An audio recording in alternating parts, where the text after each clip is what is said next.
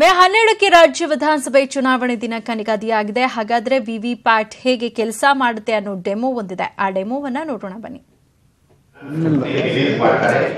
ಈ ಒಂದು ballot button release ಮಾಡೋದ್ರಿಂದ ಇಲ್ಲಿ ಏನಿದೆ, ಯಾವುದೇ ಒಂದು ಬ್ಯಾಲೆಟ್ ಬಟನ್ ಅಲ್ಲಿ ಒತ್ತಿದಾಗ ಅಲ್ಲಿ ಬ್ಯಾಲೆಟ್ ರೆಡಿ ಆಗುತ್ತೆ. ಆಗ ಮತದಾರ ಅಲ್ಲಿ ಒಂದು ಬ್ಯಾಲೆಟ್ ಬಟನ್ ಒತ್ತಿದ್ದಾರೆ.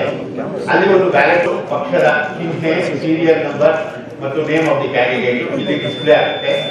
ಇದು 7 ಸೆಕೆಂಡ್ಗಳ ಕಾಲ ಇಲ್ಲಿ ಡಿಸ್ಪ್ಲೇ ಆಗುತ್ತೆ. ಡಿಸ್ಪ್ಲೇ ಆದ ನಂತರ ಇದು ಕಟ್ ಆಗಿ ಈ ಒಂದು ಡ್ರಾಪ್ ಬಾಕ್ಸ್ ಒಳಗಡೆ ಬೀಳುತ್ತೆ. ಕಟ್ ಆಗಿ ಡ್ರಾಪ್ ಬಾಕ್ಸ್ ಒಳಗಡೆ ಬಿದ್ದ ತಕ್ಷಣ ಆ ವೋಟು ರೆಕಾರ್ಡ್ ಆಗುತ್ತೆ ಮತ್ತೆ ಕಂಟ್ರೋಲ್ ಯೂನಿಟ್ ಗೆ ಕಮ್ಯುನಿಕೇಶನ್ ಕೊಡುತ್ತೆ. ಹೀಗಾಗಿ ಕಂಟ್ರೋಲ್ ಯೂನಿಟ್ ನಲ್ಲಿ ವೋಟು ರೆಕಾರ್ಡ್ ಆಗುತ್ತೆ ಮತ್ತೆ ಮತದಾರ ಫಿಸಿಕಲಿ ಅವನು ಯಾವ ಒಂದು ಬಟನ್ ಒತ್ತಿದ್ದಾನೆ ಬ್ಯಾಲೆಟ್ ಬಟನ್ ಅಲ್ಲಿ ಆ ಒಂದು ಪಕ್ಷದ ಚಿಹ್ನೆ, ಅಭ್ಯರ್ಥಿಯ ಹೆಸರು ಮತ್ತು ಸಂಖ್ಯೆ ಇಲ್ಲಿ ಡಿಸ್ಪ್ಲೇ ಆಗುತ್ತೆ. ಸೊ ಈ ಮುಖಾಂತರ ಅವರಿಗೆ ಯಾವ ಈಗ ಈ ಹಿಂದೆ ಸಿಸ್ಟಮ್ ನಲ್ಲಿ ಏನಿತ್ತು, ಕಂಟ್ರೋಲ್ ಯೂನಿಟ್ ಮತ್ತು ಬ್ಯಾಲೆಟ್ ಯೂನಿಟ್ ಎರಡೇ ಇತ್ತು. ಸೊ ಮತದಾರ ಬ್ಯಾಲೆಟ್ ಯೂನಿಟ್ ಒತ್ತಿದಾಗ ವೋಟ್ ರೆಕಾರ್ಡ್ ಆಗ್ತಾ ಇತ್ತು ಕಂಟ್ರೋಲ್ ಯೂನಿಟ್ ನಲ್ಲಿ.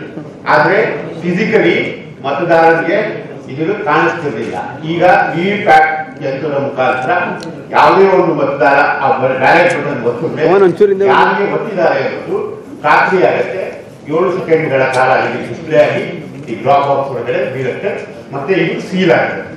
ಪ್ರೊಸೆಸಿಂಗ್ ಟೈಮ್ ಏನಾಗುತ್ತೆ ಸರ್? ಅದೆಲ್ಲ ಇಷ್ಟೆಲ್ಲ ಆಗ್ಲಿಕ್ಕೆ ಪ್ರೊಸೆಸಿಂಗ್ ಟೈಮ್ 19 ಸೆಕೆಂಡ್ ಆಗುತ್ತೆ. ಮುಖ್ಯ 12 ಸೆಕೆಂಡ್ಗಳ ಕಾಲ ಇತ್ತು.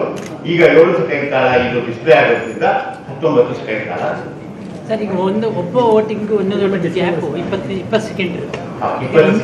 ಹಿಂದೆನೇ ಇರ್ತಾರೆ, ಅಷ್ಟರೊಳಗೆ ಲಾಕ್ ಆಗಿ ಈಗ ಒಂದು ಸತಿ ಮತ್ತು ಕೌಂಟಿಂಗ್ ಡೇ ದಿನ ಒಂದು ರ್ಯಾಂಡಮ್ ಆಗಿ ಒಂದು ಪೋಲಿಂಗ್ ಸ್ಟೇಷನ್, ಒಂದು ಅಸೆಂಬ್ಲಿ ಕಾನ್ಸ್ಟಿಟ್ಯೂನ್ಸ್ಗೆ ಒಂದು ಪೋಲಿಂಗ್ ಸ್ಟೇಷನ್ ತಗೊಂಡು ಈ ಒಂದು ಟ್ಯಾಲಿ ಏನಿರುತ್ತೆ ರಿಸಲ್ಟ್ ಮತ್ತೆ ಈ ಒಂದು ಇದು ಪೇಪರ್ ಸ್ಲಿಪ್ ಎಷ್ಟಿರುತ್ತೆ ಎರಡನ್ನೂ ಕ್ಯಾರಿ ಮಾಡಿ ಒಂದು ತೋರಿಸ್ತಾರೆ.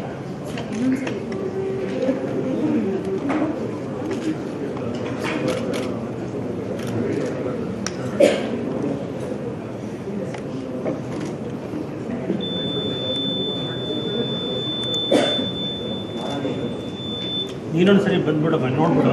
ನೋಡಿ ನೋಟ ನೋಟ